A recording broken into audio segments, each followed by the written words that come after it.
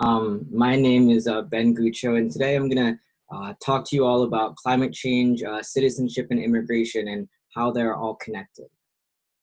So to start off, you're all probably wondering, what's my job? What do I do? And I think, I guess in the sense of a typical job, I wouldn't say I have one thing.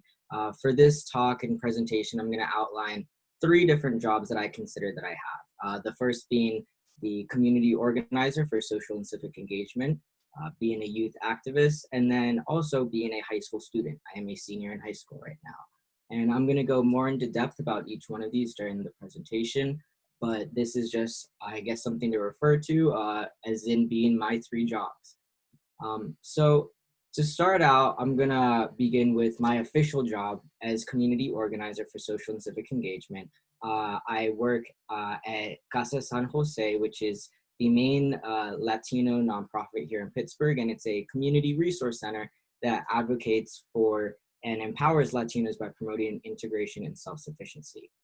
I organize for the community on issues of social and civic engagement, and that ranges from voting rights to responsibilities as a citizen to just present problems that we see in Pittsburgh today.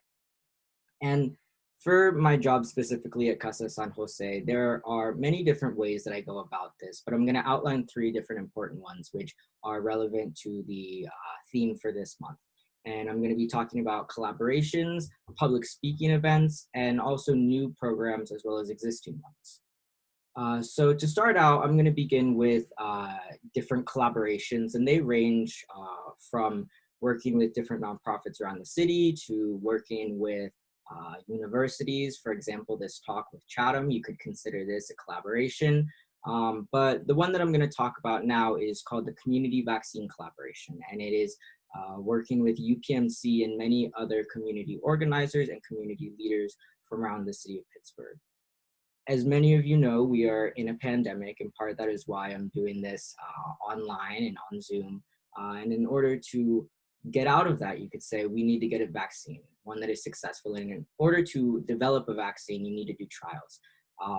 For the trials, it's important to have a diverse population for that. You cannot just do trials and tests on a certain demographic or race or ethnicity. You need to include everybody. And this is because for a successful widespread vaccine, you need to make sure that it's safe and that it works for all different people.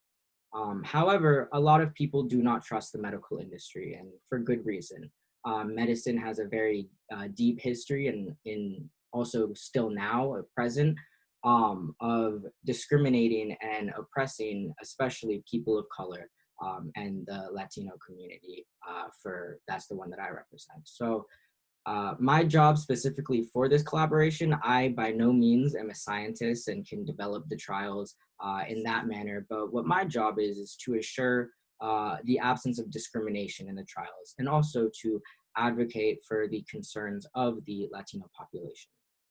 I am an individual, so I cannot represent an entire demographic of people. However, part of being a community organizer is also knowing and understanding the concerns and issues in the community better than others.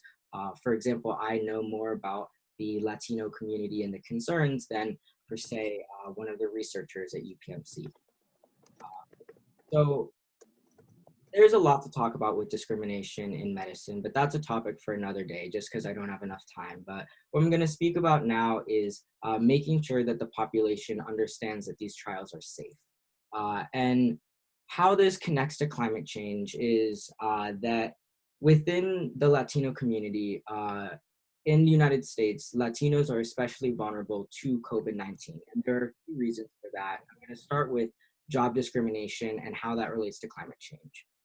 Many immigrants, especially Latino immigrants that come to the United States, come without speaking or knowing English. And this will lead many of them to work in low-paying jobs, often in fields of agriculture, construction, service, in general, just labor work.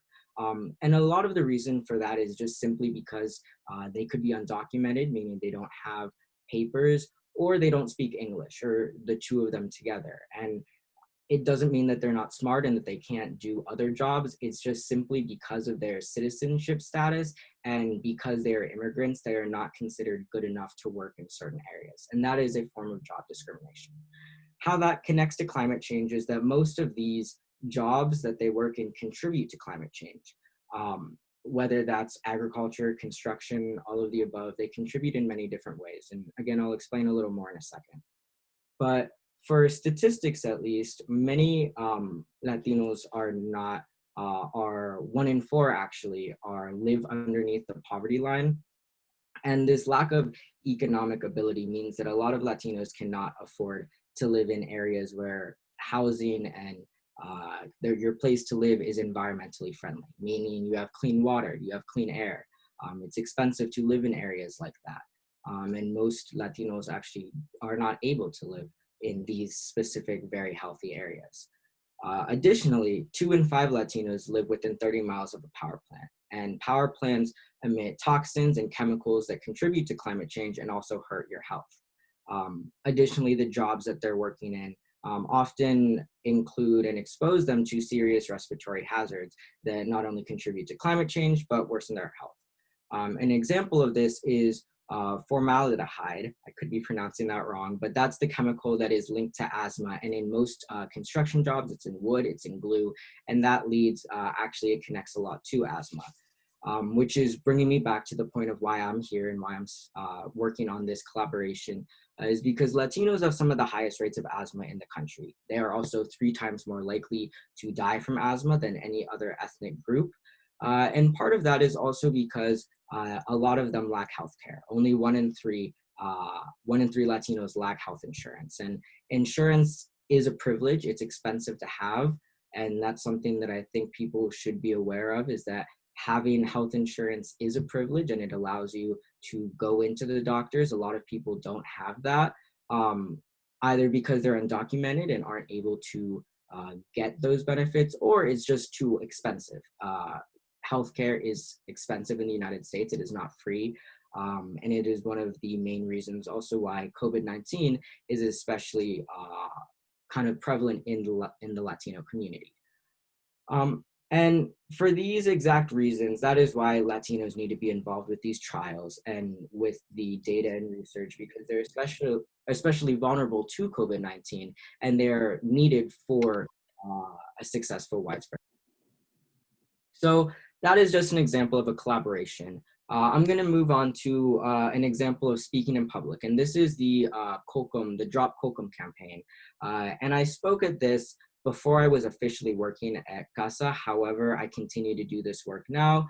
What I'm first going to introduce to you all is a word called greenwashing. And if you don't know what that means, the definition is in blue at the top of the screen. But in short, basically, greenwashing is basically when a company or an organization puts out information that is misleading or false or deceiving to make their company or organization seem environmentally friendly, or that they're working for the environment. The KOKUM Foundation is an environmental organization here in Pittsburgh that is known for greenwashing. They believe that overpopulation, too many people, has caused climate change, and they blame Latino immigrants specifically for this overpopulation. To make matters worse, they also support many known hate groups. These are groups that are openly anti-immigrant, anti-Muslim, anti-African-American, the list goes on. But in actuality, it's the other way around. Immigration is caused by climate change, and you can see these even in the United States, like in California right now, where there's not a lot of water. It's almost on fire, most of it actually, and that's an issue of climate change. It's a direct result of it. There have been wars in places like Latin America and Bolivia because people are just running out of water. And on the flip side, also flooding with the rising sea levels. You look in places like Florida, which in Miami, they're already preparing and moving upshore because of it. And it's predicted by 2050 that climate change could displace as many as 700 million people. For some comparison, the Syrian refugee crisis, which happened a few years back, caused the migration of 3 million. And comparing that to 700 million, you see a very large difference. And it also emphasizes how important and urgent the issues of climate change are. So the last part that I'm going to talk about are different programs. So within Casa San Jose, we have many different programs, and the one I'm going to talk now is specifically about youth, and it's one that I myself designed. It's called Fly Pittsburgh, and it stands for the Future of Latino Youth in Pittsburgh. And I designed it over the summer. I created it, and basically the goal of this program is to empower Latino youth voices and help them get involved with social justice and with activism. Because as youth, you're often put down and told that you're too inexperienced, that you don't know enough about the world to actually have a valid opinion. And with the right tools, with the confidence, with learning about the issues, that's completely untrue because our voices do matter and we can make a change. And in this program, I help people learn about current issues, how to speak in public, how activism is pretty much everywhere, and also how this knowledge can be applied to the real world application of activism, of public speaking. And I'm bringing this up because it's a segue into my next part, but also because for any youth that are watching, it's important to get involved with programs like this. Mine is just for Latino youth, but there are programs like this all around the city. So I encourage anybody who's interested to check those out too. So my second job that I'm going to talk about is just being a youth activist.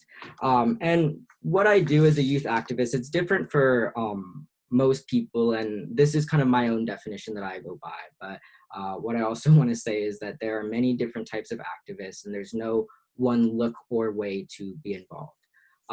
For me, what's important and what I have found for a lot of my friends as well is to stay engaged in current news and social justice. And that could be even on TikTok, on Snapchat, on Instagram. You know, those are social media platforms that I honestly find a lot of news out, but you can also verify them or stick to more official news sources like CNN or the New York Times.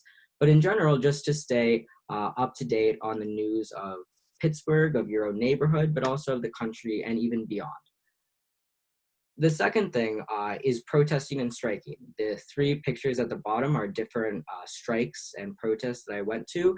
And I think something that I want to highlight as well is that you don't have to be a speaker or lead the entire march or be super in the sense of being a leader to be a youth activist. Part of it is showing up, going to the events, advocating, and listening. One of the biggest tips and tricks I guess I would have for all of you is really to listen to others, hear what they have to say, because we're not all the expert on everything. I am not the expert on climate justice or on environmental racism. I focus on it, but it doesn't mean I know everything. So lastly, I also speak, just like in this talk, also in the picture in the top left, that's where I'm speaking at different events. And I speak to educate. A lot of the times that I do speeches, I use them to help educate others about certain issues that affect a community or are related to a certain social issue like climate change or immigration. And lastly, the picture on the top right where there's a lot of people, that is the MLK Writing Awards. And this is also going to take me to the next part of activism is for everyone, but that for me, part of activism is also writing. I wrote a piece of a pro, you could say, that was about, that was about me being Latino and being gay and what that means in my own life and how it has affected me. And that's another form of activism, is getting your story out, helping people understand the discrimination that I have gone through so others can know what it is like. So as I mentioned before, activism, there's many different types. Never limit yourself because anyone can really get involved with it. The one thing that you need to have is a passion. And for me personally, my passion is writing, it's speaking, it's organizing. But if you're into music, political rap is a big thing. It's how you get a message across to many people. If you want to sing songs, if you want to paint, do art, do photography, these are all ways that you can express your own activism and help people understand issues that are currently plaguing the world. So moving on to my last job, being a high school student. So I am a high school student, and I'm just gonna highlight some things that I found really helpful to my work here as being a youth activist and also being a community organizer with high school. The first are student unions, and these are just three of the ones that I am really involved in, but I've also been involved with different student unions. The first one is the Latinx student union at my school, which I founded, and it's meant to help others understand the culture, the music, the food, the greatness that makes us Latino, and me, myself included, but also to address the problems and issues that the community faces. The other one is the Go Green Club. This is our environmental club. And for me, that was really helpful with understanding climate change and sustainability and how you can start in small places. You don't have to lead an effort that encompasses the entire city. Changing something in your school, even if it's compost, if it's working with recycling, those are all extremely important. And working in a small local setting is what I've found a lot more helpful than some other areas. The last one about student unions and clubs is the Model United Nations Club. And for me, that's really helpful for getting and being aware of global issues. You have to represent a country and speak about a certain issue that is affecting that. For me, I would be on different committees, normally the Human Rights Committee or the Climate Change Committee. And that helped me a lot with being able to speak in public, speak to others. I would have to do research on different countries as well. And it really helped me just stay in touch with things going on outside of the US. Additionally, it would help me with speeches, the statistics in here about the refugee climate immigrants was from some research that I did whenever I was representing Bangladesh in a Model UN conference. The next part is class. So just being able to use your class and apply it to different subjects of school, but also outside. Some examples of that, of how my own class in school has helped me with activism and with my official job as a community organizer. Going back to the community vaccine collaboration, part of the goal is to help convince and persuade people that the trials are safe. And I can use the lessons that I've learned in my English class about writing to persuade, about rhetoric, and about writing styles, and making sure that that message is put across in a good, fair, and correct way. Or with my statistics class, being able to evaluate the statistics that are being used and see how much truth there is to it and if it can be trusted. For activism, you can use different school to help that.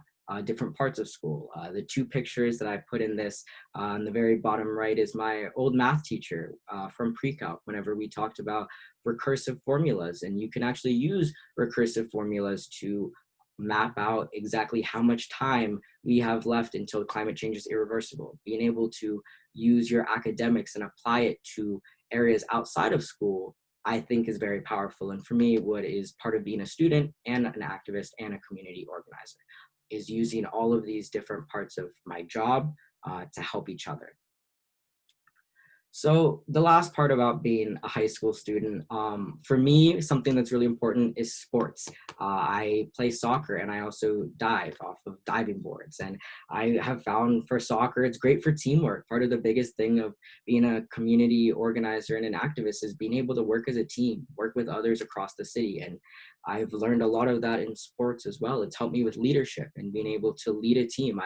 I am captain of my soccer team, and that is not related to activism or, for example, the community vaccine collaboration, but it is related to leadership and being able to organize a group and make sure that people know what's going on and to make sure that the soccer team represents the school well. And I think that that is something that is translated into different aspects of my own life. Lastly, self-care. I think that's the biggest thing that I would want to emphasize about being a high school student. The work that I do, I am not going to kid you and say that it is easy and I can fall asleep just like that. It sometimes keeps you up at night. You're heavily involved, and having some time for self-care is really necessary. For me, that's with friends, being able to go out on the weekends, listen to music, dance, and have fun. But also with music, I play saxophone. I'm in my school's jazz band, and I love that because it's a time to relax and de-stress, and it's really important for anybody that I think is involved with this work. So how can you get involved specifically? these are my own tips. I'm not saying that they will work and be effective for everybody, but this is what I have found to be helpful and what I think all of you can do to get involved. For one, stay educated on current news in many different ways: social media, protests, even coming to events like this. You're learning about different current issues that are going on, for example, with the vaccine. Second, don't limit your passions. With activism and with all of this work, you can find it with your own passion. Make sure that you keep your eyes open and your mind open to new things that you can try, different sports, different classes. Lean into discomfort. Third is volunteering. And what I'll say about that is that you're never too young. Many organizations like Casa San Jose, the one that I work at, we're always looking for volunteers. And it's really helpful for the people who volunteer to understand certain specific issues that a specific community may be dealing with. And it could be a food pantry, it could be a food drive, it could be helping with door knocking. There's many different ways that volunteering is shown, but it's really good for experience and just getting to know the issues that are currently in the United States, in your own backyard, etc. Also, if you're a youth, if you're in school, join clubs, student unions, speak with people that you don't normally speak with. It's really good to understand different perspectives. I have my own view of the world, but if yours is different, that's okay. Understanding where other people are coming from is something that's important. And part of joining a club and a student union is getting to understand people, communities, issues that you may not know a lot about. Lastly, go to protests, go to events and rallies on social justice. You can meet people who are already involved in the work. You can learn more about how to get involved. Events just like this too, you're learning about how you can get involved. So my tips for any youth, and it's pretty similar to the slide before, but one, and I'm gonna say it again because these are important words, I think, but to lean into discomfort. Try new things, do something that you haven't done before. It's not always easy, and speaking in public sometimes, I was always a very shy kid. I was never outspoken, and it was difficult to get into that, but it was hard, but I eventually was able to do it. And leaning into discomfort in all different areas is something that will help all of you out in the future. Volunteer, as I said before, volunteer and protest. Those are two great ways that you can get involved and learn more about this work, especially as a youth. Without being able to vote, protest and activism is very important. If you're not able to vote, you can at least have your voice heard, and it's powerful to do that and share your experience. Lastly, fight for justice, wherever that may be. If it's in your house and it's with your parents, if it's with teachers at school, on a sports team, if you see something wrong, and I know this is a cliche, but if you see something, say something, stand up for an issue, be able to talk about it, acknowledge the problems that you see. But yeah, so that's all the time that I have, but opening up for any questions after the 5-minute break, and I'll hand it over from here.